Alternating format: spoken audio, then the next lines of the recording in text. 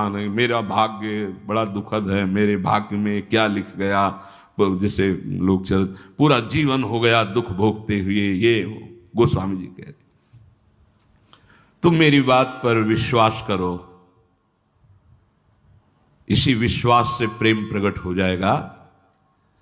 यदि तुमने नाम जप रूपी यज्ञ शुरू कर दी तो तुम्हारे जो भाग्य में लिखे हुए अंक है ना, दुख देने वाले, महान संकट, विपत्ति, पराजय, हम बहुत प्रयास करते हैं लेकिन सफल नहीं हो पाते।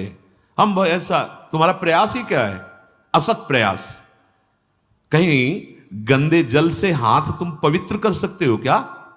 असत प्रयास से असत कर्मों को काटकर उन्नति को प्राप्त हो सकते हो क्या? नहीं। तो सत प्रयास करो। क्या सत प्रयास?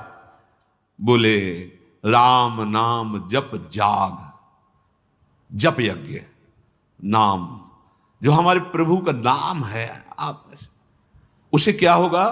बोले तुम्हारे पहला काम करेगा, भाग्य पलटेगा तुम्हारे। जो तुम्हारा भाग्य बन चुका है ना, महान दुख भोगना, बार बार क्लेश, शांति, ये नाम जब तुम्हें प्रदान करेगा। किए होई विधि दाहिनो दे अभागे ही भाग। जो हमारे प्रतिकूल सब कुछ है ना, वो सब दाहिने अनुकूल हो जाएगा, केवल नाम जप करके देख लो। ऐसे भाग्यवान बन जाओगे कि तुम जिसे देख लोगे, छू दोगे, उसके वाम भाव सब नष्ट हो जाएंगे। धर्म विपरीत आचरण, धर्म विपरीत भाव नष्ट हो जाएंगे। जल थल नभ गति अमित यति, अग जग जीव अनेक, तुलसी तो से दीन कहाँ, राम नाम गति एक। चराचर जीव असंख्य है, सबकी अलग अलग चाहत है, गति है। किसी की जल में बहुत गति है। अब तैरना नहीं आता तो आपका शरीर पूरा हो जाएगा जल में, लेकिन मछली, कछुआ, मगरमच्छ, इनकी तो गति है, उसी में आनंदित रहते हैं। किसी की पृथ्वी में गति है, किसी की आकाश में गति है, पर मेरे जैसे की गति तो एकमात्र केवल नाम गति है। समझो, भाव कह रहे हैं कि जैसे जलचर जीव जल में ही केवल सुखी रहता है, थलचर थल में, वायु वाला वायु में, तुलसी का सुख क्षेत्र तो केवल नाम है, नाम। श्री हरिवंश नाम नित कहो, नाम प्रताप नाम फल लहो, नाम हमारी गति सदा। रसना सापिनी बदन बिल, जे न जपहि हरि नाम, तुलसी प्रेम न राम सो, ताहि विधाता बाम। ए सांप की जीभ की तरह लप लप लप लप जा, ये खा लूं, ये बोल लूं, ये प्रपंच कर लूं। ये सर्पणी के समान जीव है, और ये शरीर, ये मुख एक बिल के समान है। यदि तुमने अपनी जिह्वा से हरिनाम जप नहीं किया तो जितनी अनुकूलता लिखी भी है वो सब प्रतिकूलता में बदल जाएगी। आपको लगेगा कि ये कैसी बात, नाम न जपे तो हमारे भाग्य से जो अनुकूलता लिखी वो भी प्रतिकूलता हो जाए। हाँ, हो जाएगी। भगवत विमुख की प्रत्येक अनुकूलता प्रतिकूलता से भी भयानक दुख देने वाली होती है, और भगवत सन्मुख की प्रत्येक प्रतिकूलता करोड़ों अनुकूलताओं से भी बढ़कर सुख देने वाली होती है।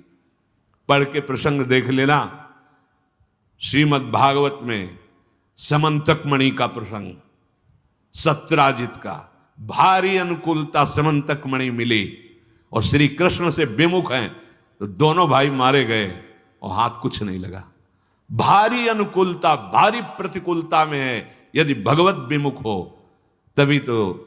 जिसको लगता है कि मैंने जीवन में बहुत कुछ प्राप्त किया, यश, मान, सम्मान, प्रतिष्ठा, रुपया, पैसा, ये क्या है, क्या है?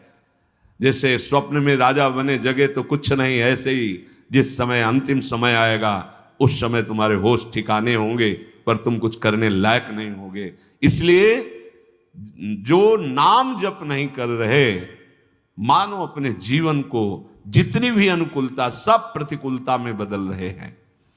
ही फाटहु फूटहु नयन,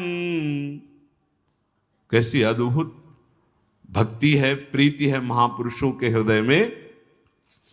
कह रहे ही फाटहु फूटहु नयन, जरौ सुतन के ही काम, द्रवहि स्रवहि पुल कै नहीं, तुलसी सुमिरत राम। फट जाए ऐसा हृदय जो प्रभु के नाम का स्मरण करते हुए आनंद नहीं आ रहा, रोमांच नहीं हो रहा। प्रभु की नाम महिमा, प्रभु का रूप, प्रभु की लीला सुनकर तुम्हारा हृदय आनंदित नहीं, फट जाना चाहिए हृदय। किस काम का? फूटहु नयन, फूट जाए नेत्र ऐसे जिनसे भगवान नाम लेकर के आंसू ना निकले।